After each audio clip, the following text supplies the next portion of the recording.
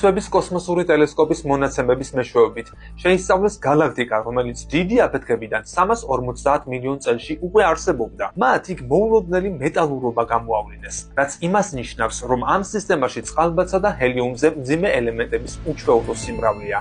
საქმე ისაა, რომ სამყაროს განვითარების ასეთ ადრეულ ეტაპზე კოსმოსში მეტწილად წყალბადი და ჰელიუმი, ასევე მცირე ოდენობის ბერილიუმი და ლითიუმი ხვდებოდა. მათზე მძიმე ელემენტების ფორმირება ვარსკვლავებთანაა დაკავშირებული, რომელთა პოპულაციების ევოლუციის პარალელურადაც მეტალურობაც იმატებდა. ამის გარეშე დედამიწის მსგავსი მყარი ციური სხეულები და სიცოცხლე ვერ გაჩნდებოდა. ამიტომ ეს საკითხი მეცნიერებისთვის განსაკუთრებულად საინტერესოა. მის შესასწავლად ადრეულ სამყაროზე დაკვირვებაა საჭირო, რაშიც სწორედ ვების ტელესკოპი გვეხმარება. მან ზემოხსენებულ გალაქტიკაში ნახშირბადი დააფიქსირა, ვარსკვლავთ შორის ან გალაქტიკის გარშემო არსებულ სივრცეში. ასევე მიაგნეს ჟანგბადისა და ნეონის პოტენციურ კვალსაც, რომლებიც წყალბაცა და ჰელიუმზე მძიმეა. ამიტომ ასტრონომიაში მეტალებად მიიჩნევა. სპეციალისტებს ასეთ ჩორეულ კოსმოსში მეტალურობა აქამდე არ გამოუვლენიათ. ეს ნიშნავს, რომ გამოწვევის წინაშე დადგა თეორია ვარსკვლავთა პირველი პოპულაციისა და მათი ქიმიური სიმარტივის შესახებ. წესით, კოსმოსური აისის პერიოდში მათში მსგავსი შემადგენლობა არ უნდა ყოფილიყო.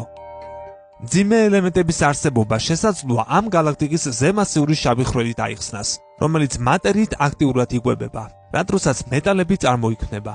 სხვა ჰიპოთეზა ეგრეთ წოდებულ ასიმპტოტურ გიგანტ ვარსკვლავებს უკავშირდება, რომლებიც პოტენციური ზეახალი მნათობებისგან განსხვავდება და მძიმე ელემენტებსაც უფრო ნელა წარმოქმნის.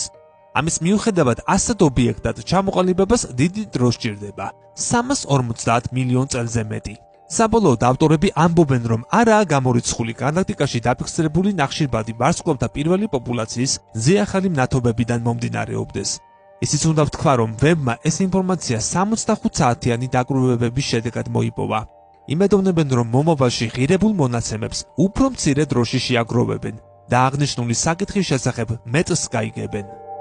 ინფრაწითელი შესაძლებლობების წყალობით ჯეიმს ვების კოსმოსური ტელესკოპი ახალი აღმოჩენების გაკეთებას აგრძელებს. ამჯერად ტელესკოპმა ირმის ნახტომის ცენტრში შეიხედა და ახალი გასაოცარი ფოტოც შემოგთავაზა.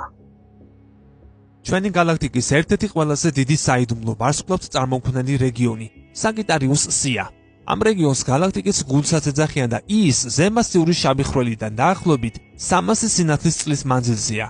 კვლევრების თქმით, აქ დაახლოებით 500,000 ვარსკვლავი იქმნება და სწორედ ეს დააფიქსირა ტელესკოპმა. ერთი შეხედვით ასეთ ექსტრემალურ გარემოში ამდენი ვარსკვლავი არ უნდა იყოს. ამჟამად ასტრონომებს ამის ახსნა არ შეუძლიათ.